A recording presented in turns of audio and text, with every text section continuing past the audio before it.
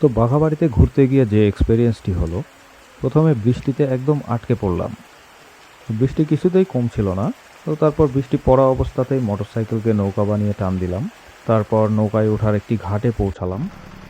নৌকায় ওঠার পর বৃষ্টি একটু একটু করে বাড়তেছে, কমার কোনো গন্ধই নাই। বৃষ্টির মধ্যে নৌকায় ঘোরার মজাটা একটু আলাদা। তো আমরা বেশ ভালো মজা করলাম। তবে এই মজার সব ক্রেডিট যায় এই মাঝি ভাইয়ের উপর, যিনি বৃষ্টিতে ভিজে আমাদের মজা করার সুযোগ করে দিয়েছেন।